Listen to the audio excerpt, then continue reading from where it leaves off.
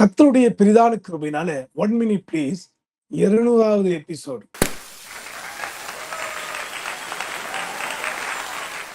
தேவ தயவுனால வெளியே வந்திருக்குங்க. இப்பொழுது உங்களை பார்த்து கர்த்தர் கொடுக்கிற வார்த்தை என்ன தெரியுமா? யோவானின் புஸ்தகத்துல 20ஆம் அதிகாரம் 19ஆம் வசனம். கதவுகள் பூட்டப்பட்டு இருக்கையில் இயேசு வந்து நடுவே நின்று உங்களுக்கு சமாதானம் என்றார். இந்த வார்த்தைகள் இந்த 1 மினிட் ப்ளீஸ் மூலமா ஏராளமான மக்களுக்கு சமாதானத்தை கர்த்தர் கொடுத்து கொண்டிருக்கிறார்.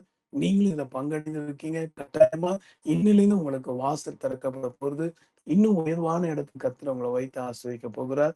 உங்கள் சமாதானத்தை கெடுத்தவர்கள் காணாமல் போனார்கள். கர்த்தர் அற்புதத்தை செய்தார். கோடான கொடி ஸ்தோத்திரங்களை அவருக்கு ஏறெடுப்போமா? அவரே சமாதான பிரபு. நன்றி ஆண்டவரே, உடைய வார்த்தையின்படி உங்களுடைய பிள்ளைகளை ஆசீர்வதியும். உங்களுடைய கிருபையினாலே இந்த 200வது எபிசோடு வரை நீ தயவு பண்ணி உமக்கு ஸ்தோத்திரம். சமாதானம் பெருகட்டும், தயவு பண்ணும். இயேசு மூலமா ஜெபிக்கிறோம் பிதாவே, ஆமென்.